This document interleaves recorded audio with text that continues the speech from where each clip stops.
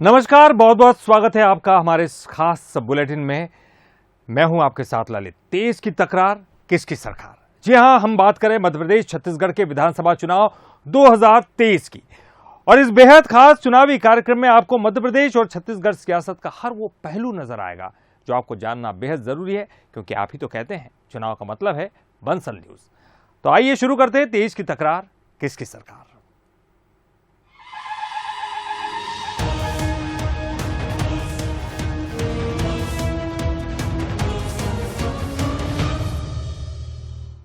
मध्य प्रदेश की सियासत में इन दिनों सेहत के चर्चे हैं। इसे मोदी युग का ही कमाल कह लीजिए कि अब नेताओं की फिटनेस भी सियासत का हिस्सा बन गई है। कैलाश विजयवर्गीय ने दिग्विजय सिंह की उम्र पर सवाल क्या उठाए। दिग्विजय ने कैलाश विजयवर्गीय को ही चैलेंज कर दिया और चैलेंज का ये जुदा अंदाज सियासत की सेहत को बेहतर बनाए। तो सियासत के इस नए ट्रेंड से कई सवाल भी खड़े हो रहे हैं। आइए देखते हैं। कैलाश विजयवर्गीय जी, चलिए हमारे साथ जरा पैदल करके चल के दिखा दे तो पता पड़ता है कौन जवान है कौन बूढ़ा है। यूं तो सेहत का हालचाल जानना आम बात है, लेकिन बात सियासत की हो तो हाल और चाल दोनों के मायने बदल जाते हैं। दरअसल कैलाश विजयवर्गीय ने दिग्गी और नाथ की चाल को लेकर तंज कसा था और सीएम शिवराज को फिट बताते हुए दिग्विजय सिंह और कमलनाथ को बुढ़ऊ तक बता दिया था। अब इंदौर में दिग्विजय सिंह ने कैलाश विजयवर्गीय को कलाकार बताते हुए पलटवार किया और विजयवर्गीय को साथ चलने का चैलेंज दे दिया। कांग्रेस पार्टी है, कांग्रेस के दो जासूस बोलूं बुढ़ाऊ बोलूं क्या बोलूं घूम रहे हैं। 75 साल की उम्र है। वो जब चलते हैं, खाली चाल ही देख लो आप। कमलनाथ जी जब चले तो उसका एक वीडियो निकाल लेना और शिवराज जी चले उसका वीडियो निकाल लेना। स्पीड से पता लग जाएगा बिल्कुल कि भारतीय जनता पार्टी कितनी तेज है, खाली स्पीड से। हमारे कलाकार माननीय कैलाश विजयवर्गीय जी, चलिए हमारे साथ जरा पैदल करके चल के दिखा दे तो पता पड़ता है कौन जवान है कौन बूढ़ा है। दोनों नेताओं की बयानबाजी से बीते दिनों तल्ख हो रही सियासत की सेहत बनती दिखी। नेता एक दूसरे को चैलेंज देकर ही सही सियासत की सेहत को बेहतर करते नजर आए। हालांकि सियासत के इस चाल चलन में जब बात पिता की सेहत पर आई तो कैलाश विजयवर्गीय के बेटे और विधायक आकाश विजयवर्गीय का भी पलटवार आ गया।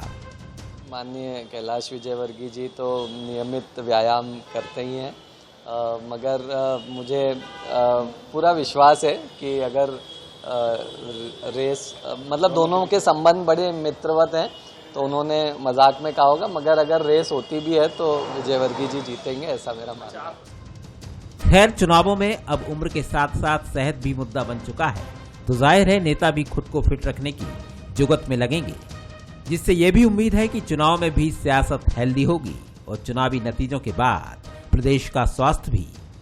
Bureau report, Bansal news. Madhya Pradesh की सियासत में अभी चैलेंज का ट्रेंड चल रहा है। अभी सियासी फिटनेस चैलेंज की बात हुई तो बीजेपी के प्रदेश अध्यक्ष वीडी शर्मा ने दिग्विजय सिंह को एक अलग ही चैलेंज कर दिया। वीडी शर्मा ने दिग्विजय सिंह को चैलेंज करते हुए कहा कि आप जिन लोगों पर आरोप लगाते हैं, मैं चैलेंज करता हूं कि इस सभा के अंदर अगर आंख से आंख मिलाने का दम है तो सामने आइएगा। आइए सुन लेते हैं वीडी शर्मा ने क्या कहा। दिग्विजय सिंह जी, आप जिन लोगों पर आरोप लगाते हैं, मैं आपको चैलेंज करता हूं सभा के अंदर, अगर आंख में आंख मिलाने की दम है तो सामने आइए। लेकिन मैं कहना चाहता हूं कि मध्य प्रदेश के अंदर तुम्हारी सरकार थी, तुम्हारे सारे पर चल रही थी, कमलनाथ मुख्यमंत्री थे, उमंग सिंगार तुम्हारे कैबिनेट के मंत्री थे, कांग्रेस के। वो कहते थे इस मध्य प्रदेश का सबसे बड़ा भू माफिया, सबसे बड़ा रेत माफिया और सबसे बड़ा शराब माफिया कोई है तो दिग्विजय सिंह है मध्य प्रदेश के अंदर, ये कांग्रेस के मंत्री ने कहा। सत्ता में भागीदारी के लिहाज से महाकौशल भले ही उपेक्षित हो, लेकिन जब विधानसभा चुनाव नजदीक हो तो महाकौशल की पूछ परख अब बढ़ने लगी है। दोनों ही प्रमुख सियासी दलों का महाकौशल पर फोकस है। पार्टियां बड़े आयोजन करने की तैयारी में और अचानक बढ़े जबलपुर और महाकौशल के महत्व से हर कोई हैरान है कि आखिर सियासत में महाकौशल इतना अहम क्यों है, आइए दिखाते हैं।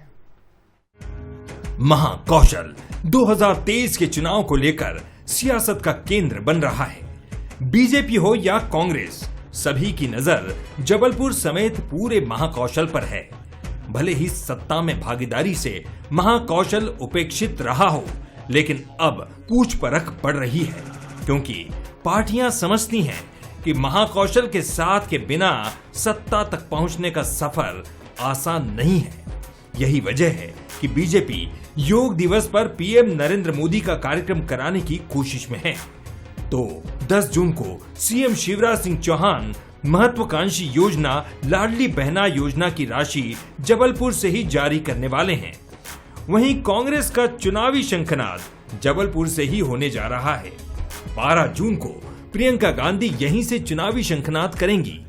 महाकौशल की उपेक्षा को लेकर हमेशा सवाल उठते रहे हैं, लेकिन सियासी दल एक दूसरे पर आरोप लगाकर ये जताने की कोशिश में हैं कि उनके लिए महाकौशल कितना अहम है। देखिए, महाकौशल जो आप कह रहे हैं, महाकौशल केंद्र बिंदु कांग्रेस पार्टी का रहा है, भारतीय जनता पार्टी का कभी नहीं रहा है। जब कांग्रेस की सरकार थी तो मुख्यमंत्री महाकौशल से थे, विधानसभा अध्यक्ष, विधानसभा उपाध्यक्ष, 4 कैबिनेट मंत्री ये महाकौशल में थे। आज जब भारतीय जनता पार्टी की सरकार आई तो भारतीय जनता पार्टी ने मात्र एक राज्य मंत्री पूरे महाकौशल में दिया हुआ है। महाकौशल की उपेक्षा सदैव भारतीय जनता पार्टी ने करी, उसका खामियाजा इस चुनाव में उनको भुगतना होगा। वहीं बीजेपी 2003 से लेकर अब तक वे विकास का हवाला देकर महाकौशल फतेह करने की तैयारी में है। बीजेपी का कहना है कि जो भी विकास हुआ वो बीजेपी सरकार की देन है। महाकौशल सबसे ज्यादा फोकस में भारतीय जनता पार्टी का हमेशा रहा है और जो भी महाकौशल के लिए सर्वांगीण विकास हो सकता है। आप देखिए कि जबलपुर से लेकर यदि हम जबलपुर से शुरू करें तो पूरे महाकौशल में कहीं भी आप जाना चाहते हैं आपको पूरी 4 लेन सड़कें हैं। मध्य प्रदेश की लाडली लाखों बहनों के खाते में पैसे जबलपुर में आकर उन बहनों के खाते में शाम को 6 बजे पैसा जाएगा। महाकौशल को लेकर पार्टियों के अपने अपने दावे हैं। महाकौशल की उपेक्षा पर बीजेपी कांग्रेस आमने सामने है। इसी बीच नेताओं की सक्रियता और महाकौशल में बढ़ती सरगर्मी से जनता भी समझ गई है कि अब चुनाव आने वाले हैं। वेंकटेश कोरी, बंसल न्यूज, जबलपुर। और यहां रुकेंगे एक छोटे से ब्रेक के लिए और आगे आपको दिखाएंगे छत्तीसगढ़ से जुड़ी बड़ी खबरें और फ्लैशबैक में आपको मुलाकात करवाएंगे दिग्विजय सिंह से।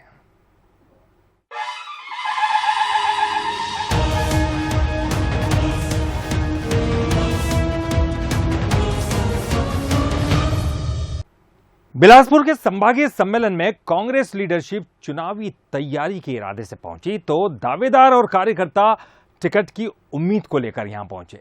अब इन इरादों और उम्मीदों ने पार्टी की तो चिंता बढ़ाई ही, साथ ही मौजूदा विधायकों की भी धड़कनें तेज कर दी है। कांग्रेस कार्यकर्ताओं को हम साथ साथ है का पाठ पढ़ाना चाहती है तो बीजेपी इस मौके पर चौका लगाने की कोशिश कर रही है। इस खास रिपोर्ट में आपको दिखाते हैं। बिलासपुर में कांग्रेस का कार्यकर्ता सम्मेलन अब सियासत का नया अखाड़ा बन चुका है।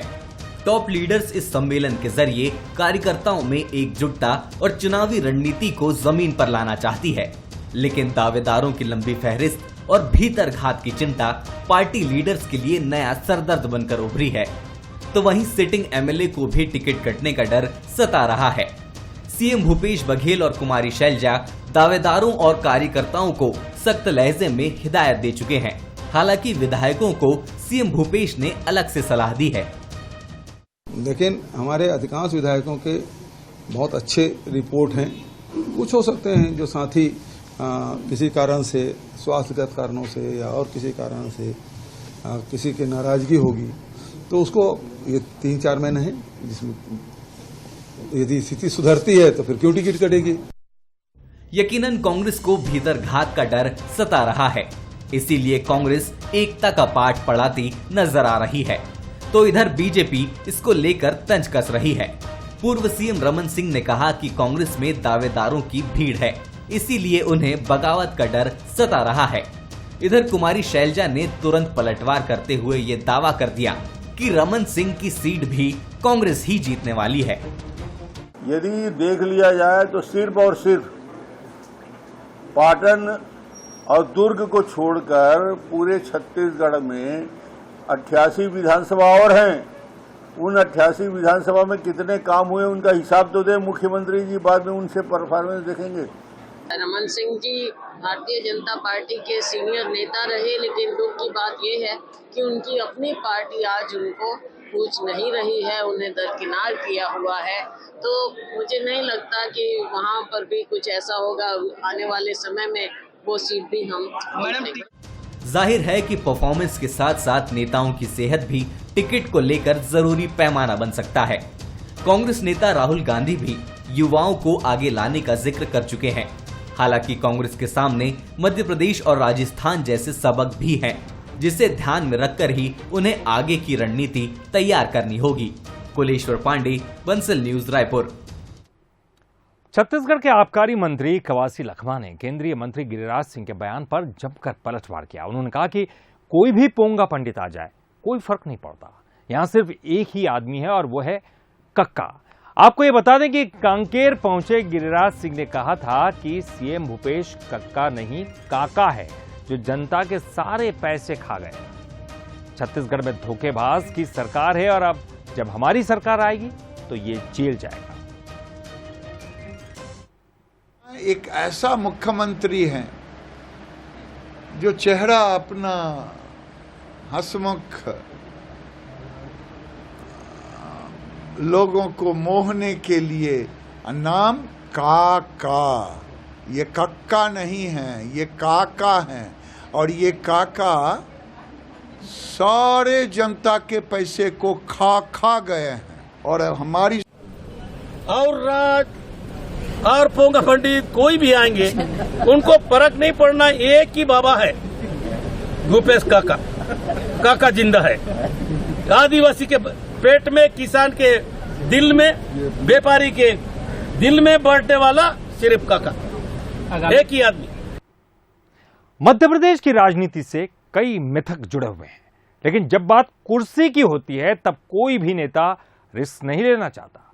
प्रदेश की एक ऐसी ही सीट है इछावर, जहां सीएम पद पर रहते हुए बीजेपी और कांग्रेस के नेता जाने से बचते हैं, क्योंकि ये माना भी जाता है और ये कहा भी जाता है कि यहां गए तो कुर्सी गई। जहां जाने से बचते हैं कोई भी सीएम, जाते हैं तो खतरे में आ जाती है कुर्सी। इछावर एक मिथक।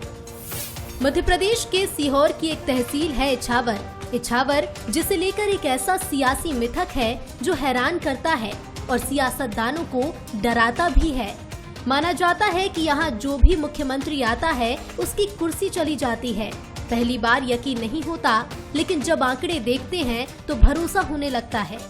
कैलाश नाथ काटजू, द्वारका प्रसाद मिश्र, कैलाश जोशी, वीरेंद्र कुमार सकलेचा और दिग्विजय सिंह का नाम मिथक से जुड़ा। 12 जनवरी 1962 को डॉक्टर कैलाश नाथ काटजू आए। 11 मार्च 1962 को जावरा सीट से चुनाव हारे। 1 मार्च 1967 को पंडित द्वारका प्रसाद मिश्र आए। 7 मार्च को मुख्यमंत्री पद से इस्तीफा देना पड़ा। 12 मार्च 1977 को कैलाश जोशी आए। 29 जुलाई 1977 को सीएम पद से हटे। 6 फरवरी 1979 को वीरेंद्र कुमार सकलेचा आए। 19 जनवरी 1980 को पद से इस्तीफा देना पड़ा। 15 नवंबर 2003 को दिग्विजय सिंह आए। 2003 में कांग्रेस की सरकार चली गई। ये आंकड़े इछावर से जुड़े मिथक को मजबूत बनाते हैं। जानकार भी कुछ ऐसा ही मानते हैं और इसके पीछे कुछ कारण भी बताते हैं। चारों दिशा में 4 शमशान हैं और उनको किसी उस समय के तांत्रिक ने किलित कर दिया था, तो वहाँ किसी भी राजा का राज नहीं रहा, ऐसी मान्यता है। वर्तमान संदर्भों में आज़ादी के बाद हम देखें तो हमारा देश आज़ाद हो गया, पर इछावर जो है, इछावर के संदर्भों में हम यही कह सकते हैं कि वहाँ जो भी मुख्यमंत्री कभी आया, उस मुख्यमंत्री का मुख्यमंत्री पद लंबे समय तक नहीं रहा और अधिकतम 6 माह के अंदर उसे अपने पद से हाथ धोना पड़ा। ऐसी एक किंवदंती चली आ रही। मिथक तो मिथक है जिनकी अपनी कहानियां हैं। इछावर आने के बाद पद से जाना महज इत्तेफाक हो, लेकिन अब ज्यादातर मुख्यमंत्री इसका ख्याल रखते हैं। बात मौजूदा सीएम शिवराज की करें तो वो भी इतने लंबे कार्यकाल में एक बार भी इछावर नहीं पहुंचे। चाहे इसके पीछे वजह कोई भी हो, लेकिन लोग तो मानते हैं कि यहां आए तो कुर्सी चली जाती है। जो भी मुख्यमंत्री इस इछावर की धरा पर कदम रखेंगे उनको 6 महीने के बाद कुर्सी गंवानी पड़ती है, और ये मिथक के चलते आज इछावर विधानसभा में कोई भी मुख्यमंत्री कदम रखने से घबराते हैं। गौतम शाह, बंसल न्यूज, सीहोर। चलिए अब जाते जाते आपको लिए चलते हैं फ्लैशबैक में। जी हाँ, बात करेंगे 2018 चुनाव की। फ्लैशबैक 2018 में आज है पूर्व मुख्यमंत्री दिग्विजय सिंह। चुनाव के दौरान बंसल न्यूज हेड शरद द्विवेदी ने उनसे खास मुलाकात की और इस दौरान दिग्विजय सिंह ने चुनाव और राजनीति से जुड़े सवालों के बेबाकी से जवाब भी दिए और साथ ही धर्म और हिंदुत्व को लेकर भी अपनी बात कही है। जो लोग आपके कमिटमेंट को जिद कहते हैं, आपकी पार्टी में भी, पार्टी के बाहर भी, मीडिया में भी, कि दिग्विजय सिंह जी जो ठान लेते हैं उससे दाएं बाएं नहीं, तो उनको आप कैसे कहें? या आपके वैयक्तिक स्वतंत्रता का आपके जीवन में बड़ा महत्व है? वो लोग कहते हैं दिग्विजय सिंह जी जिद कर लेते हैं, फिर वो मानते नहीं। जिद किस बात के लिए करा मैंने? जी, किस बात की जिद की मैंने? किसी को परेशान करने के लिए जिद की है क्या? किसी का नुकसान पहुंचाने के लिए जिद की है क्या? मैंने स्वयं ने अपना निर्णय लिया और उसका अधिकार मुझे है। तो आप ये मानते हैं कि ये गलत इंटरप्रिटेशन है जो लोग कई बार लगा लेते हैं? किस प्रकार का? यही कि छवि को लेकर, आपकी छवि को लेकर। छवि तो जी मेरे विरोधियों ने बिगाड़ने की कोशिश की है कि मैं मुसलमान परस्त हूं, मैं पाकिस्तान के लोगों का समर्थन करता हूं, मैं ओसामा को ओसामा जी कहता हूं। ये सब चीज जो है एक बहुत सुनियोजित ढंग से प्रचारित की गई मेरे खिलाफ, जी जी, जिसकी मैं परवाह भी नहीं करता। यह आपने समय समय पर कहा भी है कि आप खुद एक सनातनी परंपरा से आने वाले व्यक्ति हैं जी। और राघोगढ़ में आपके निवास, आप किले में भी इतने मंदिर हैं और मैं स्वामी स्वरूपानंद जी, शंकराचार्य जी का सन 82 से दीक्षित शिष्य हूँ जी, और उनकी कृपा मुझ पर है और उनके मार्गदर्शन में काम करता हूँ। धर्म को आप किस रूप में देखते हैं? राहुल जी राष्ट्रीय अध्यक्ष अभी जा रहे हैं खुलेआम मंदिरों में। हम तो पहले भी जाते थे, कोई नई बात नहीं है जी। हमारे लिए धर्म कोई राजनीतिक स्वार्थ का मुद्दा नहीं है। हमारे लिए हर धर्म के पालन करने वालों के प्रति सम्मान है, चाहे मुसलमान हो, चाहे हिंदू हो, चाहे सिख हो, चाहे ईसाई हो, चाहे पारसी हो। हर व्यक्ति को समान रूप से अपने धर्म का पालन करने का अधिकार है। किसी भी धर्म को स्वीकार करने की स्वतंत्रता है। उसमें किसी को न बुरा मानना चाहिए, न हस्तक्षेप करना चाहिए। जी जी, तो आप मानते हैं कि ये एक वही वैयक्तिक स्वतंत्रता राहुल की भी है, वो कैलाश जा रहे हैं निश्चित तौर पे जी। और जी। उसमें भी मुझे अजीब सी बात लगती है, राहुल जी मानसरोवर गए तो कहते हैं साहब नहीं गए, वो तो फोटोशॉप हो रहा है। ये क्या मजाक है? ये कौन लोग हैं? मैं मोहन भागवत जी से ये पूछूंगा, जरा पता तो लगा ये कौन लोग हैं। जी जी सर, बीजेपी इसको लेकर काफी रिएक्शंस उसके सामने आए कि एक सॉफ्ट हिंदुत्व की बहस छेड़ने की कोशिश हुई। हिंदुत्व शब्द है ही नहीं मेरा, हिंदुत्व शब्द का कोई लेना देना धर्म से नहीं है।